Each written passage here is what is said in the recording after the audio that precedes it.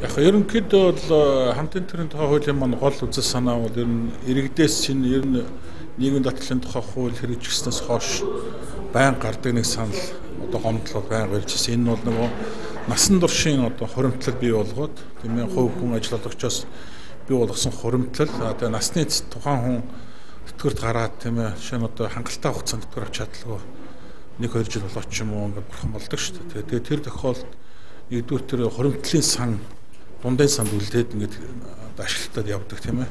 А түүний гэр бүл үр хүүхдэд очтгоо. Энэ дээр маш их одоо гомдол тавьдаг байсан. Одоо энэ тэтгэврийн сангийн одоо үлдэгдлийг өвлүүлж болдгоо юм уу, гэр бүлтэн зарцуулж болдгоо юм уу гэдэг. Хоёрдугаар гэх юм бол энэ бид голны хуулийн санаачлах болсон гол санаачлах бол гэр бүлийн бат их байдлыг бэхжүүлэхэд одоо сүүлийн гэр бүлийн үнц нь ямар байгаа вэ? Хоёрдугаар тэгвэл тухайн гэр бүлийн одоо тэр одоо тийм ээ үнцнийг нэмэгдүүлэхээс гадна тухайн тэтгэвэр авагч одоо үлдэж байгаа тийм ээ хань ижил нь одоо аливаа эрсдэлд орохгүй байх, эрсдэлд орох тэр нөхцөлийн багасгах тийм ээ тэр зорилгоор энэ хуулийн хүндэслэлийг санаачилсан. Тэгээ би энэ зөв шууд нэг тайлбарлахад хоёр одоо тэтгэврийн өгшин хамтарч амьдарч байгаа нэгэн төрөлөө бурхан боллоо үлдсэн тэтгэвэр авагч нэгдүгээр сэтгэл зүйн хувьд бол маш том эрсдэлд ордог. Хоёрдугаар эдийн засгийн хувьд маш том эрсдэлд ордог. Одоо жишээ нь хэрвээ их тэтгэвэр авч ирсэн нэгэн төрүүлж өнгөрөх юм бол бага тэтгэвэр авч байгаа хэсэг нь эдийн засгийн хувьд бараг 60-70% эдийн засгийн орлого багасдаг. Арай бага авч байгаа нь бол дор хаяж хамгийн багаараа 30-40% одоо орлого багасдаг тийм ээ. Тэгэхээр энэ шууд тухайн одоо тэтгэврийн ахмадын хувьд аюул том цохилт болдог байхгүй.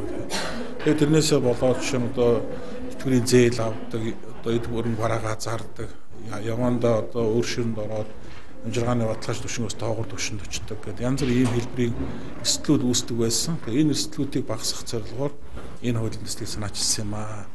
Тэгээд энэ хуулийн төсөл маань өнөөдөр хэлцэгдээд түрүүчийн нэгдсэн чуулганаар дэмжигдсэн.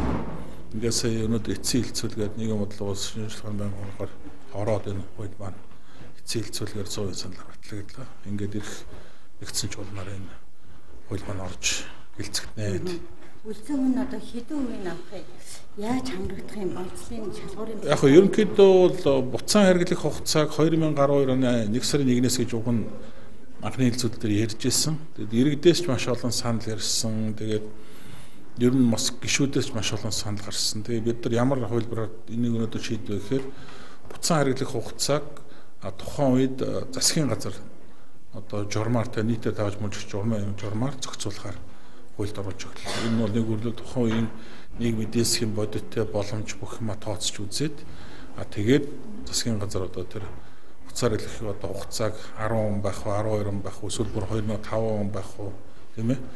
Хэдэн он байх вэ гэдгээс нь эдийн засгийнхаа чадвах боломжийг харж агаад тэрийг одоо тухайн үед журмаар одоо зохицуулахаар ингэж оруулж өглөө.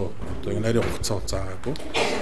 Ер нь зөвөр тухайн хамтын тэтгэврийн олгох хэмжээг өрн тэтгэврийн доод хэмжээний 20%-аас доошгүй байхаар одоо хөлжилж өглөө.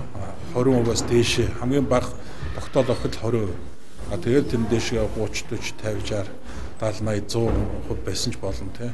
Тухайн үеийнхээ эдийн засгийн боломж чадварыг тооцож засгийн газар өөрөө тэр одоо тооцоо хийж үзээд тэр хамтын тэтгэврийн хувь хэмжээг тогтоохоор ингэж оруулж өгсөн.